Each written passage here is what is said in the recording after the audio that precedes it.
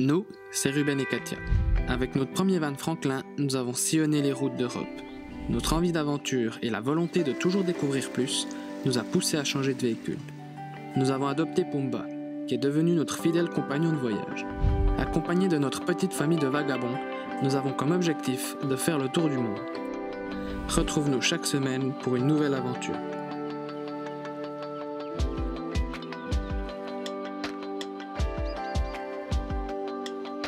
Bon, on est toujours en Espagne.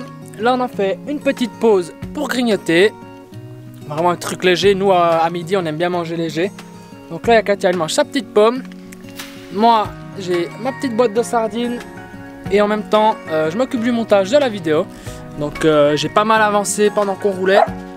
Et là, je fais les petites finitions où vraiment je dois être plus concentré. Et après, on va reprendre la route. Cette fois-ci, c'est moi qui conduis.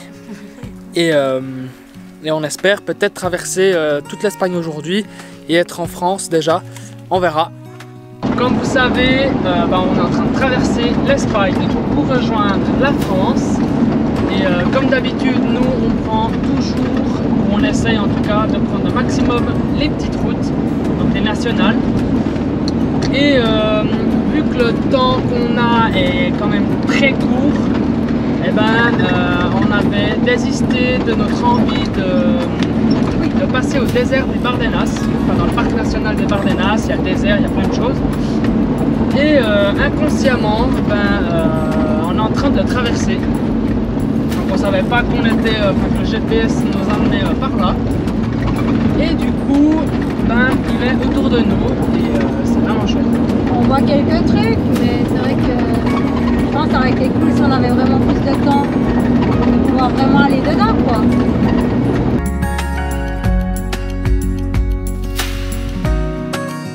Alors on vous a pas filmé grand chose durant tout le trajet parce qu'on a décidé de rouler au maximum. Donc je pense que ça se voit à nos têtes de fatigués, n'est-ce pas?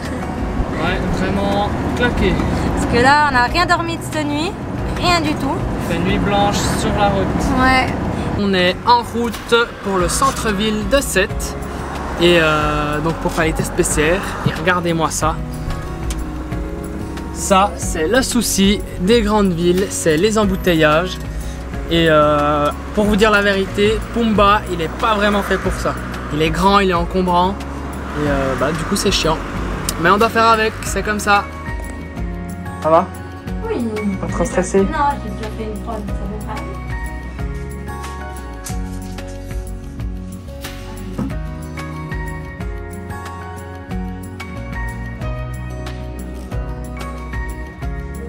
C'est bon. Ah.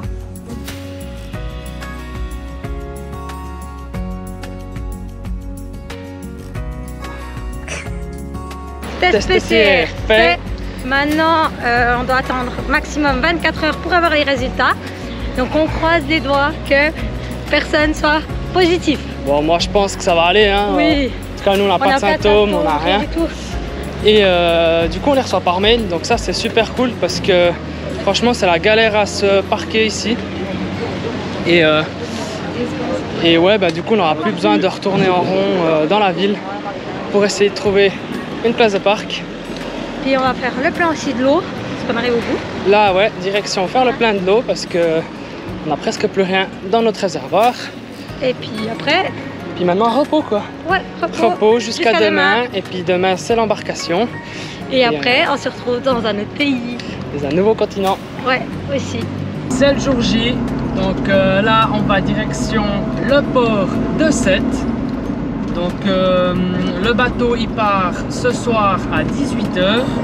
Sauf qu'on doit être 6 heures à l'avance. Donc pour commencer l'embarcation.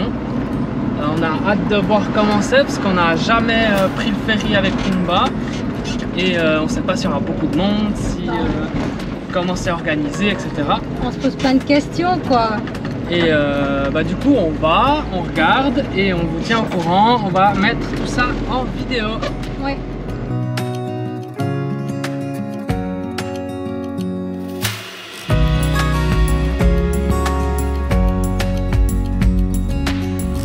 On vient d'arriver du coup au port de Sète et nous on est là où il y a tous les fourgons Et c'est incroyable, je pensais pas qu'elle allait avoir autant de véhicules. Alors regardez voir ça. Il y a des véhicules, ils sont pleins, mais jusqu'au toit.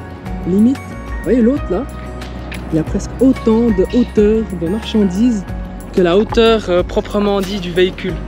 C'est incroyable. Et ça, c'est que la partie fourgon. Parce que plus devant, il y a tous les véhicules, donc les gens qui vont juste avec leur voiture. C'est incroyable. Je pensais vraiment pas qu'elle allait avoir autant de gens.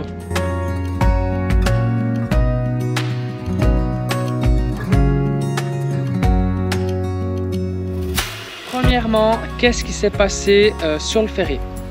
Donc le jeudi 26 août, quand on est arrivé au port de Sète, on est allé faire l'enregistrement, donc le check-in normal. On avait du coup les 2 billets pour nous, le billet pour Pumba et les 4 billets donc pour nos 3 chiens et notre chat. Et il se trouve que après on a patienté normal. Et lorsqu'on a dû faire le chargement, donc on a eu une toute première personne qui a contrôlé les billets. Ça a été nickel, on a pu avancer. On a eu un douanier qui nous a posé des questions, si on avait des grosses sommes d'argent avec nous, etc. Bref, des choses à déclarer. Donc non, rien de tout ça. Et on arrive à la douane finale. Donc là, c'était vraiment des gens plus habillés en policier, ouais. En bleu là et tout. Ouais, mais il était dans la cabine. Il était dans une cabine. Puis il nous a demandé les passeports. Exactement, il nous a demandé les passeports. Et il nous fait, qu'est-ce que vous allez faire au Maroc? Donc nous, on a expliqué, on va voyager, on va faire le tour du Maroc un peu pendant quelques temps, on va visiter quoi. Et il nous dit, non, ça va pas être possible. Puis au début, nous, on croyait qu'il rigolait avec nous, que en fait c'était juste une mauvaise blague, sauf que pas du tout. Il nous a dit, non, il y a 2 jours de ça, il y a le Maroc, il a fermé ses frontières aux touristes. Il faut avoir une raison impérieuse pour y aller. Ou être marocain. Ou être résident marocain, avoir un passeport marocain ou de la famille. Bref. Et vu que nous, on n'a pas tout ça, on a été recalé. Du coup, ensuite, on a été de nouveau dans la gare maritime vers les hôtesses de chez Baleria. Donc c'est avec eux qu'on allait prendre le ferry.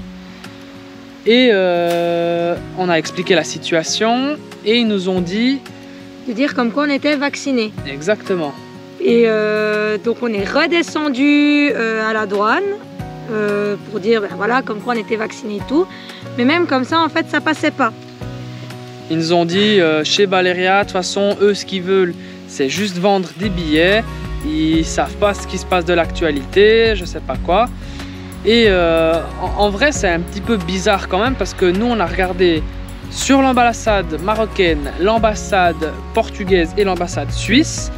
Et dans les 3 sites internet officiels, il n'y a aucune information. Et ils disaient que si on avait test PCR et vaccin, que en fait c'était en ordre. On pouvait passer quoi. Et bref, du coup, deuxième tentative, quand on y a été, on a été de nouveau récalé. Ouais. Donc on est retourné dans la gare maritime. Réexpliquer le cas comme quoi on passait pas et là on a une des personnes qui travaille là-bas, une sorte d'agent qui est descendu avec nous. Je pense que ça doit être un responsable, c'était un peu le gars qui gérait tout. Ouais. Cette fois il est descendu à pied avec nous. Et puis il a discuté justement avec les douaniers et tout et justement ils lui ont expliqué comme quoi c'était pas possible, qu'on ne pouvait pas passer. Parce que lui il était sûr, donc ce directeur ou ce supérieur, voilà. Pour lui, il était sûr de lui, il s'est dit non, c'est pas possible, il y a quelque chose qui joue pas chez eux à la douane, vous devez passer, vous avez tout cas en ordre. Apparemment non, parce que Baleria n'était pas au courant des dernières informations qui étaient sorties. Et 3e essai, ça n'a pas fonctionné. Ça n'a pas été concluant. Donc, exactement. On est resté sur terre. Exactement. Notre ticket a été prolongé donc, pour le bateau jusqu'en 2022. Sauf qu'avec Ruben, on veut se faire rembourser le ticket. On n'a pas forcément envie de le garder parce que du coup nous, pour la suite du voyage, on va certainement faire autre chose. On vous explique après. Et donc on a lancé le processus pour le remboursement. Donc maintenant on attend les nouvelles pour savoir ce que ça va donner. Exactement. Donc on les a contactés par email. Premièrement par téléphone. Et on nous a dit qu'il fallait faire par écrit, mais on nous a dit dans quelle rubrique aller, etc. et tout et tout. Ouais. Donc on a fait et maintenant on doit attendre. Pour la suite du voyage, du coup, nous, on a toujours l'Afrique en vue. Donc on a envie de faire Maroc, Afrique du Sud comme première étape de long voyage, si on veut bien.